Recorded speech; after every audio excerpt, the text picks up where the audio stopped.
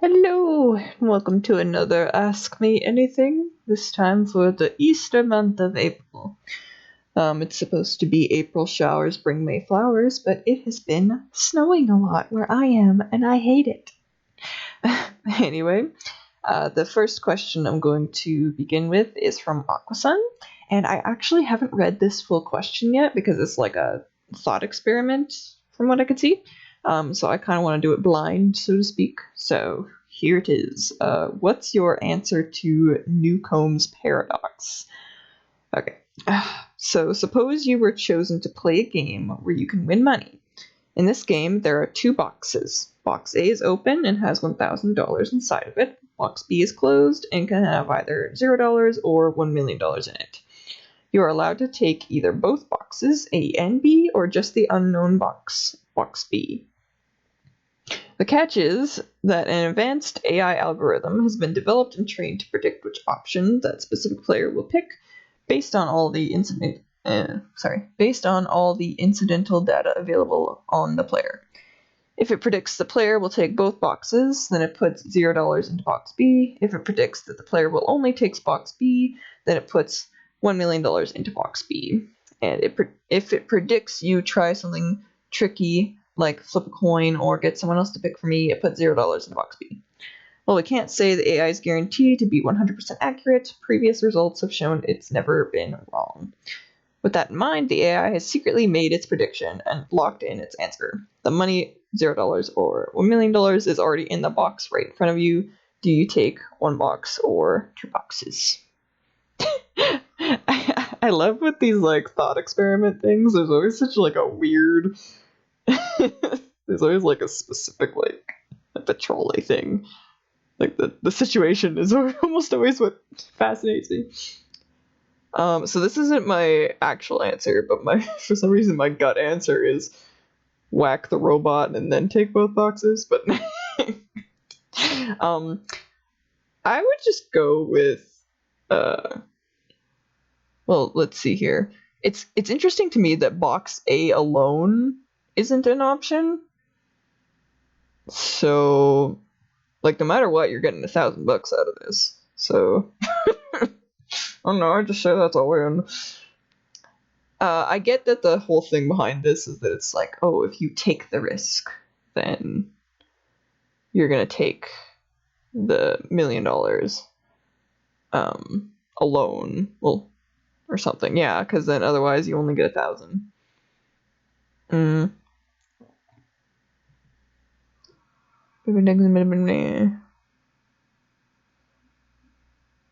Oh, I get okay. So my gut response at first, other than the hammer thing, was oh take both because then you guarantee 1,000. But with this specific thing,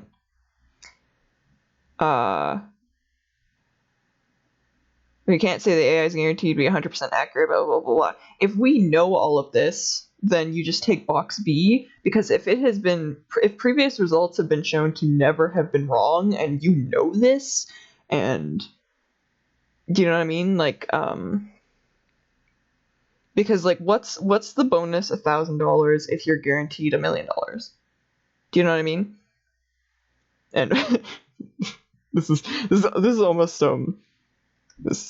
depressing to say, but losing 1,000 potential dollars from not taking both boxes is not a big deal. $1,000 is not a lot of money.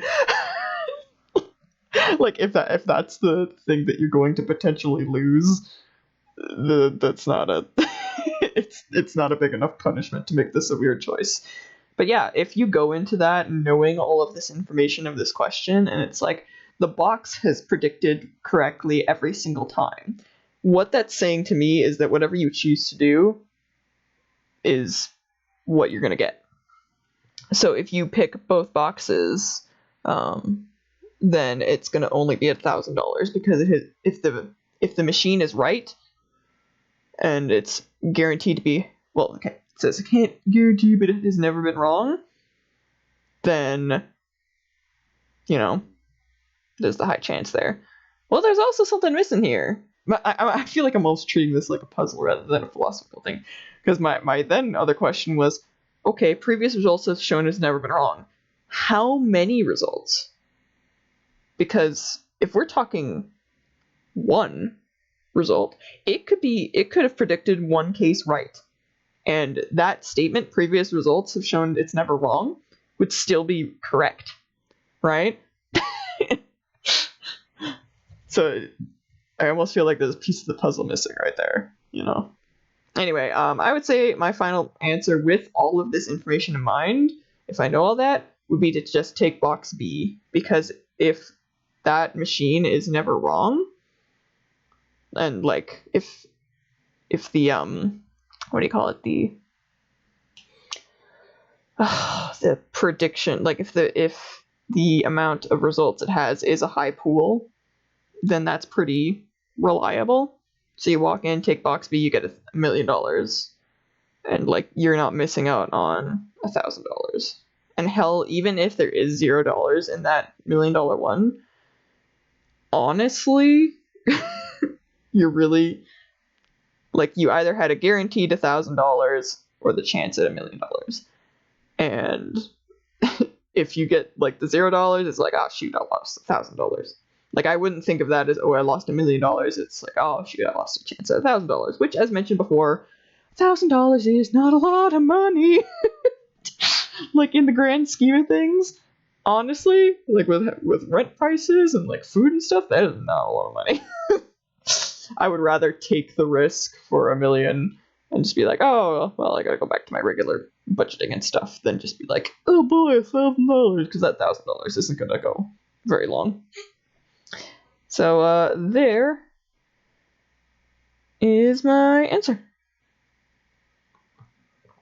Next question from Aquasun was, what was the earliest thing you remember being a fan of? I think the earliest thing that I was vaguely was Pokemon. First thing I remember drawing was a very rectangular Pikachu when I was in like preschool. And I had like a bunch of those little plastic Pokemon figures, and even like the Pokemon board game and Pokemon cards. I actually still have some of those little figures on my shelf. I'm so sad because I had gone through my room and I had found those little figures, and I know I had more of them, but I didn't find them all. I do also have to mention Inuyasha as well. Reason being that the first quote-unquote commissions I ever did was Inuyasha drawings in 5th grade for 25 cents each, which I got in trouble for and cried about. Not like too much, because I was a good kid, so they were just like, here's you can't do that. Next question batch comes from Hannah Page. So it says, what's something that can instantly get you on board for a game or series? And theirs is character creations. I actually don't know if I have an answer for this. I guess my closest thing is pretty girls with tasteful designs, though I've definitely played games where that isn't quite a thing, so I don't even know if that is an answer. I do know,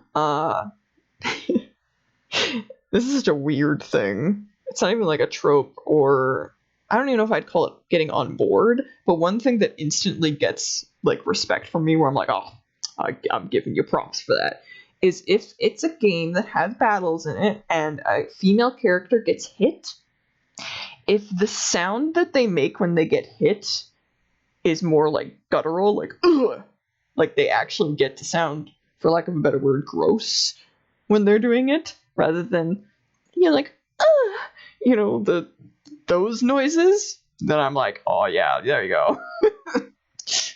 Because it's a weird feeling to have those strange noises when the character's getting hit.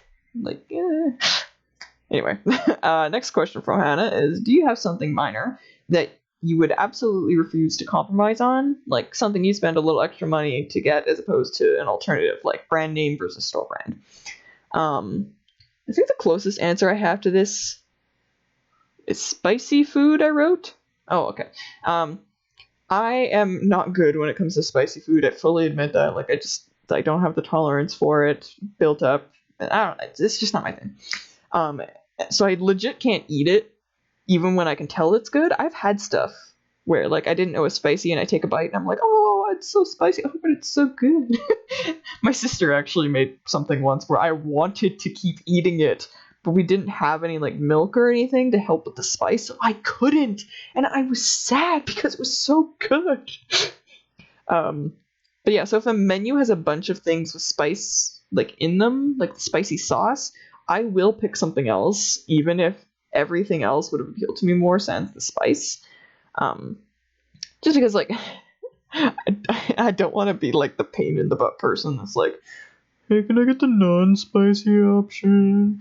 Because I don't know, it's specifically sauces, because I feel like a sauce is such a big part of like the flavor for something. You know, like if it's something like take off mushrooms, that's different. But nah. Next question from Hannah is, do you believe in fate? Not really. I think people have a lot of power over what will happen in their life rather than things being predetermined. Though I do feel like karma is a thing to a degree, though, which, I don't know, I guess that kind of relates to fate. I don't know. Hannah also asks, got any ghost stories for us? I don't really know any ghost stories, which you think I would, because I do like that kind of stuff, but I legitimately, I don't tell them. Like, I guess, you know, that makes sense, because I am the weenie, so, like, knowing those things, if I were telling the story, I'd, like, scare myself. So, yeah. I do know there were a few, like, people, when I had grown up, they had talked about, like, seeing ghosts and stuff. You know, like, going to the graveyards just for walks, and they'd be like, oh, I saw a glowing ball of light, and I ran, you know, like, stuff like that, but yeah. I don't have the decadence to tell that kind of stuff. I can do, like, creepy scenarios. Like, I've written stuff before where people are like, oh my god, oh, that was creepy. But it has to have, like, the build-up of a regular story. I'm all for the creepy ghost stuff that comes out of kind of nowhere. Because that's what, like, to me, that's kind of, like, what really gets it to be like, ah. And then the last question, also from Hannah, is, have you ever written a self-insert fic? No judgments. I've basically been playing one in my head every time I name a character in a video game. No judgments here either. I honestly, self-insert fic is awesome. More power to everybody that does that. That's just really fun. Though, no, I don't have any self-insert fic. I'm just not the type that, like, wants to insert myself into things. Like, except for, like, maybe Animal Crossing, but that's less like a fic and more just like, it's me making an island, which, because I'm playing the game. But yeah, I actually like being more on the sidelines anyway. Like, even in job positions, I'm like, I don't really want to be, like, a leader. I like being a worker bee, like, you know. But I do write general fic every now and then, which you may have seen from the Too Hot to Write thing. Which I have been working on. It's getting close to the end. But that's all of the questions for the month. So let's over to the end screen, which I forgot to put this thing on. But yes, these are all of my patrons scrolling past here, and you can see their comic NPCs. There are a couple I do have to fill in here.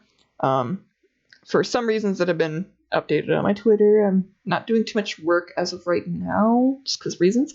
But you can see the NPCs here, and there's a shout-out document listed in the description, as well as links to my other social media and how to support me on Patreon, as well as shout-out links for any patrons that have provided them. But yes, any of the characters you see here do show up in the monthly comics that I do, either with like a speaking role in one panel or in the backgrounds and stuff. And of course, I appreciate all of the support. It really means a lot to me, especially I have quit my day job and have made freelance my full-time gig, so Patreon is nice for a consistent income. So just, you know, all the thanks in the world there, but also thanks for watching and just asking questions and all of that stuff too. I do really appreciate that as well. But yeah, I will see you guys next time. Bye!